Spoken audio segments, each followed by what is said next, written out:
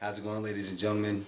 It is another episode of League of Extraordinary People. I know the name change has happened a couple times. You guys are catching up yet. Today we got my boy, special guest in the house. Please introduce yourself, my friend. My name's Tobias Gallegos. I go by Scoob.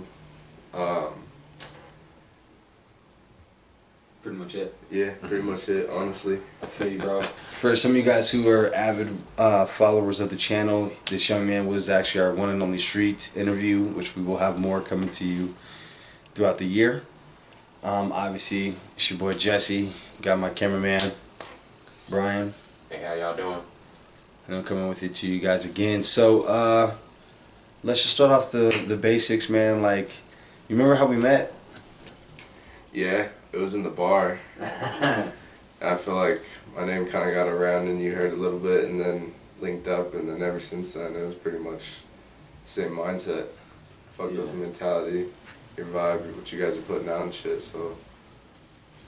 Yeah, I think, but do you remember like exactly how we like initially met? I don't know if it was outside or like inside the bar. I feel like it was inside. It was after a fight. We had just kicked somebody out. Oh yeah, I do remember that actually. And you were just like, dang, bro. Like you were just there. Yeah. He was like, dang, bro. I was like, what? I was like, what's up, bro? He was like, I'm Scoob. I was like, all right, I'm Jesse, bro. And then throughout us interacting, and then other people tell me, yeah, you do music and things like that. That's when we like really connected. But it was just randomly right after a fight. I kind of do remember that. Everyone was standing outside type shit, and I was like, what the heck, bro? Bro, yeah. It's crazy, bro. Like, how, from your perspective, like, how do we do it, Quincy's? Like, I know there's people that hate it, bro. Y'all took over, honestly. Like, Quincy's, it wasn't it was an old type of bar, so, like, a lot of people weren't going to it, but, like, once Sierra's closed down, Quincy's, and it, like, popped up and skyrocketed because, like, after COVID, people weren't, like, wanting to do house parties, so a lot of college kids needed a place to go, and so obviously they can all get into the bar. And ever since then, Tia and them, they've skyrocketed, honestly. Tia is awesome. She's took over, she's made a lot of other bars definitely mad for sure. Oh, for sure. So, moving on to you, yourself, how long have you been here? You're born and bred here? Yeah, born and raised. Alright, and just sum it up. How's your experience been living out here in Grand Junction? It's nice, man. It's a small, medium town. I look at, like, Denver is a big city, but yet it's small in its concept, so that's kind of what we are. We're kind of not one of those mountain towns. We're really right off the pretty much borderline of a high interstate traffic, so we get a lot of people. But growing up here, even with that, and knowing everyone in the valley of an 80,000 community, it's still big, but yet peaceful and small. You get a definitely hometown feeling, I would say. Okay, that's what's up. One of the main things that I like out here too is that it's very homey. Like, the small town for me, because I came from Colorado Springs and Brian came from Bakersfield, California. And it's just, a lot of it was really just finding a more calmer place. Because for me, I went from like loud noises to, and that's why I like it out here. There's not many people around you, and that matters, especially after COVID. I couldn't imagine being in the city. You know what I mean? Like, oh yeah, I was in LA right before COVID even like was about to pop off. We were there to get some recording and stuff done, and we got 2 days. Our Airbnb was in Compton. And so we were literally had 2 days into shopping, 2 days in, 1 day into hitting the studio, and like the second day night we pretty much had to leave. And that morning we left LA borderlines right before they had their full lockdown. So even during that time it was still pretty like chaotic to see millions and millions of people in a major city kind of like freaking out. Yeah. Taking all that toilet paper. Yeah, exactly. It was bad. Obviously, we could tell you're not of the Caucasian background. How has it been? Wow, that's how you gonna say it. How's it been, bro? 23andMe DNA. You obviously ain't white, is what he trying to say. How's it been growing up in the Latin community out here? Is it, because I know you have the experience of growing up in the valley, but to your like actual like community within itself, how's it been growing up within that? Shoot, man. Honestly, like, it's very, I would say close-knit type, very family type. Even the people that, like, you meet and stuff here, they become more than family over the years. So, like, being able to actually get those connections with the people that you can't even really get in a major city, you know what I'm saying? Like, you can to an extent. It's hard to meet people and stuff out there, and everyone's already so clicked up there because they've been there longer, and that's just their city, that's how they grew up. And then compared to here, you get more of a keeping more pennies and quarters in your circle type of people, which is nice to have. Okay. Dating. How's it dating out here versus the big city? Bruh. Honestly, I would prefer the big city over than the dating community out here because, like, everyone that you know has either been with the girl or been with the guy. Everyone that's like, oh, that's my aunt. Like, it's just so, like, kind of small townish, even though it's not really a small town, but, like, everyone's still kind of small enough to where everybody know everybody. Exactly. And so I feel like that's the only downcome of it, just because even, like, you see the girls from here, and if you're, like, born and raised here, you know the community of the age group from you guys growing up to their older siblings being, like, 5 or 6 years older and hearing their stories and then hearing our stories and our age group type grow up. So, like, the girls, honestly, they like to play games out here. Like, it's kind of like, oh, I'll get with your homie type stuff, or vice versa. Well, I get that, but I mean, isn't that just like kind of, I would say that's more like a universal problem, but it's more concentrated out here because of Yeah, you wouldn't time. have that endeavor as much compared to the just population diversity in that. Okay, yeah. But, like, out here, it's very, everyone knows everyone and it's been with everyone.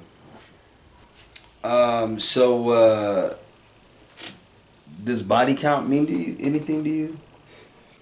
To an extent. I feel like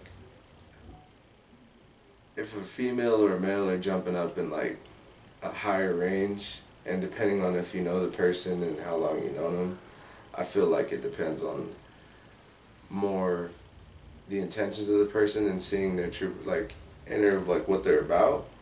But then sometimes you can also compare it, because it can't even be that. You could have someone with a high body count and find your next, like, wife type stuff. So He ain't lying though. All right. I see where you're coming with that. So it does matter about character. exactly. Got you. See, I would agree with that.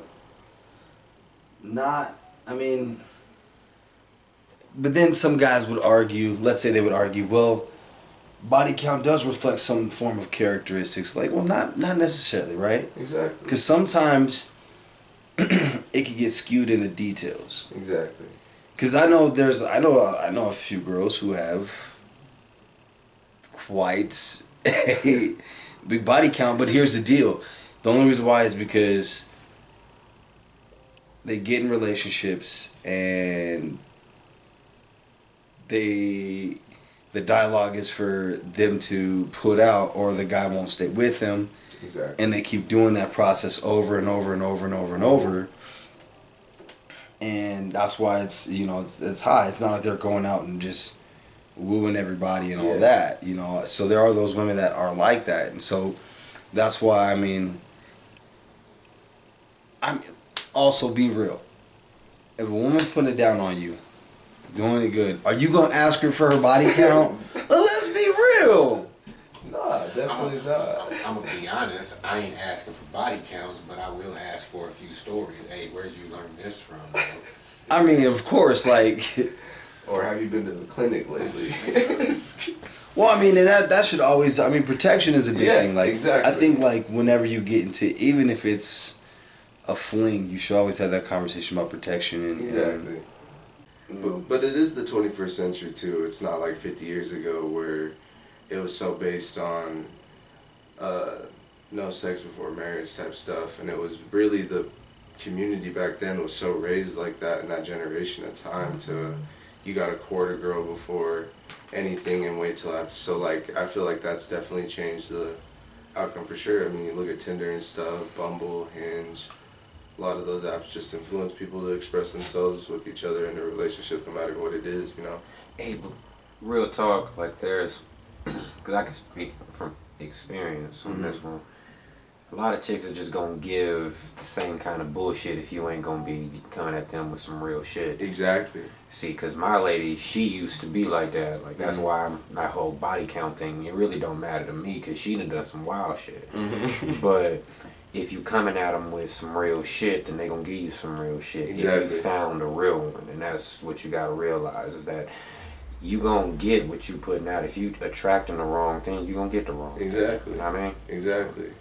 And I feel like that's definitely a thing too, because like definitely what you put out is what you're gonna get, but you also can't also be tricked. You got to stand on like what you want that relationship for. Oh, yeah. And once you spit that game down, then they're gonna be like, whoa, and realize that like they can either realize that this is gonna be something different because you're showing them different, that someone that hasn't showed them in their past, and that could definitely be a thing too. That's why I don't really think it could be looked at as a body count type thing for me, honestly.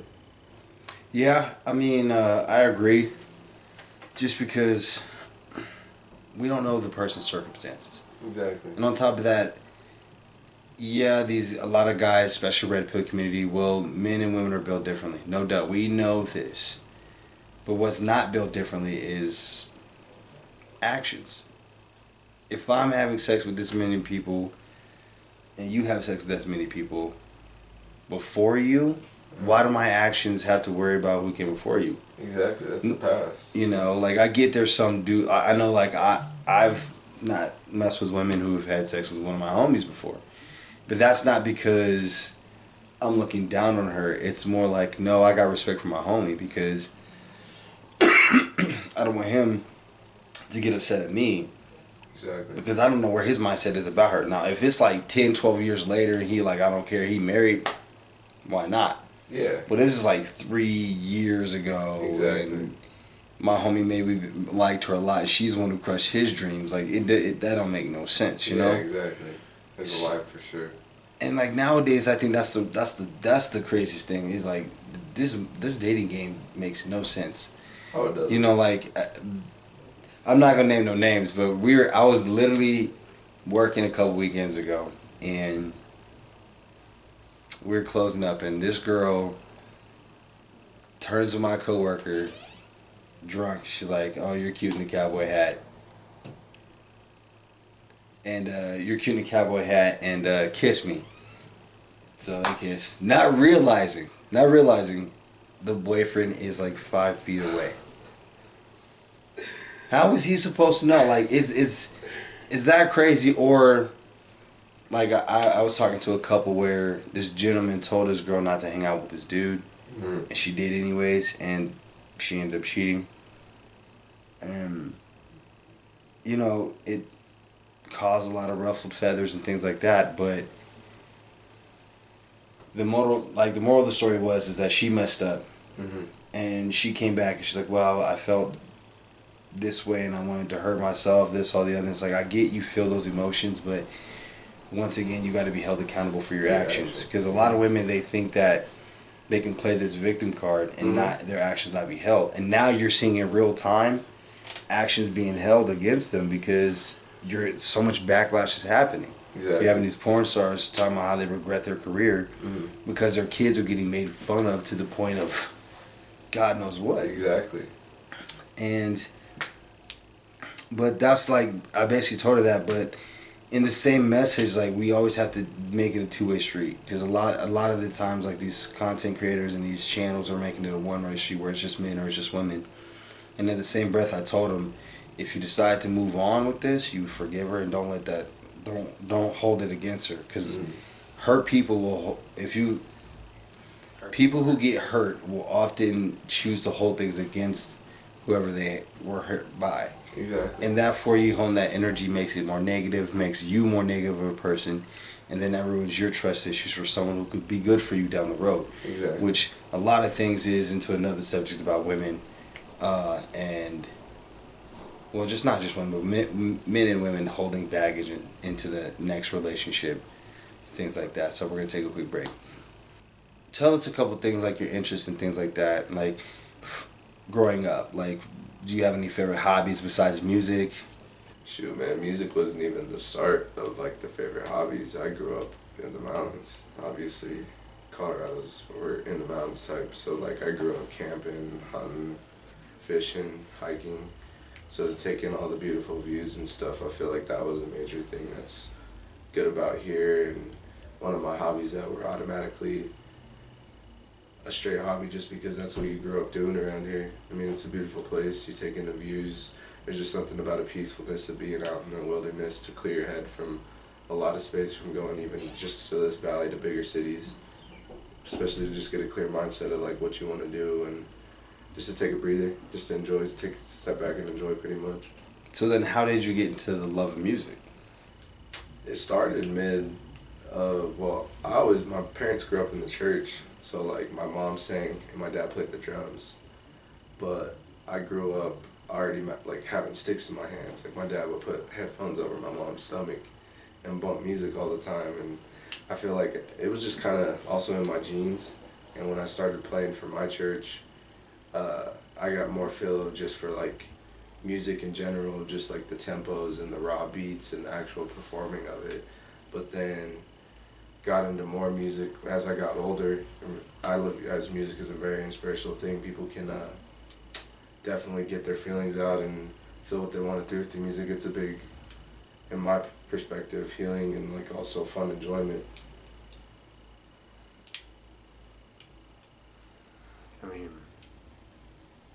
music has always been a big thing for me. Like I walk around like the headphones you see around my neck. I like you wear jewelry. I wear headphones constantly. So like I'm constantly listening to different beats, and music has been a love of mine for God, I couldn't tell you how long. Just my pops tried to do country singing. He tried to do a whole bunch of stuff, but he tried to do country singing, and my mom's sang in the church. Like grew up in a Baptist church. My mom sang in the church choir. My stepdad sang in the church choir. Yeah. Me, my little brother, we were in the church choir. So music was a big thing for us, especially and like even now I still be bumping, like tuning out the world. Oh yeah, definitely. So what are your future aspirations? What do you want to get out of this life? Shoot, man. I recently just figured that stuff out too, just from like everything and like all the jobs that I've had and worked and being in sales and a bunch of other stuff, selling cars, insurance, being in Chicago there and getting that aspect of like actual millionaire mindsets of our bosses and getting that knowledge as a sponge from that. So honestly, like my perspective was I didn't want to be the average like 9 to 5. Like I wanted bigger aspirations for myself and to also break the chain for like my family generation and stuff, to actually have a future mindset so that my kids can have that investments of what I made in my life. Because anything is financial freedom. Like that's what everyone usually wants. American dream, you know, the standard. But like I feel like that's to an extent. I'd rather be the one kind of out the matrix and being in that top 15% of the income of the world, to also be able to give back and actually genuine and build up where I came from in the communities, and to leave your imprint like a Bruce Wayne Batman type stuff, man. To be that person that gave back, because in life I feel like you can only leave your imprint. It's not about the end of the race. I feel like it's what you leave when you're gone and what you can pass on and what they can pass on to those people. If there's one thing you could tell yourself, your younger self, what would it be? Not everything's a time rush, too. I feel like I've rushed myself a lot, even still being at a young age, to where you're held to a standard, or not even a standard, it could be a drive, and you're in it for what you want, and the fact that you're not getting there closer and closer to as you're coming from a young man to an actual adult, it kind of frustrates you, me personally, inside, that I'm not there fast enough, which makes me want to get there faster. Like, I genuinely just want to own my own businesses, have a multiple source of income, investing into my music, investing into that, hopefully letting that skyrocket with that, but just having my foot in everywhere type of stuff. Help my friends invest to what they want to do, to their own business, so they could be their own boss, and my friends around the table, but I also get a side income from that. But just genuinely just owning my own stuff, being my boss, my own boss type. That's one thing that Brian and Eric and a couple of my friends will remind me from time to time to just slow down and enjoy the moment. Because the journey is going to be far greater than the results. Exactly. The only reason why everyone gets the results because you don't have to struggle. But sometimes the juiciest part of the journey is the struggle. Exactly. Those experiences right there. That's what means the most. You can't put a price tag on that. Because you know you'll have those experiences once you have the drive and effort to get where you want to get. And it's like a do or die type shit. You're going to do whatever you can to get there. And once you get there and take in those moments and take in the successes, and you look back at it and you're like, you have those memories, and that kind of just is the cherry on top of everything that you want to accomplish. Alright, last thing I'm going to ask you to do, okay, this is kind of a cool thing that I figured out a lot of shows don't do. I want you to look in that camera, and I want you to take the next minute or two and give everybody that you love, that means something in your life, their roses. Their roses. Yeah. Definitely would be my family, man. I want to be able to provide and help my family and everyone, take care of them, but also invest into them so they can do what they want to do and have the chain on for everyone in that. And even just close to my circle, like just everyone that's been there and supported me and everyone who's doubted me in type of way. But definitely my family, my grandma, my sister, my friends that I've looked at closer than family. I feel like I want to definitely give them their roses for that. Just mostly everyone who's been there to support it and to show everyone else who's doubted it, because you're always going to have a lot of doubters. If you don't have the doubters and haters, you're not doing something right, in my perspective. So then what's the message for your haters? Keep watching on another man's life, man. I look at you as weird if you're going to focus on another man's life and not focus on getting yourself better and any outcome that you want, or financially or physically. Like, don't just focus on someone else's anything and put more focus into yourself. At the end of the day, everyone, even if you don't like the person, you should never, if they're doing better than you, that should just make you want to do better. My brother, thanks for joining us today. Hope to have you more and more episodes coming up, especially on the dating panel.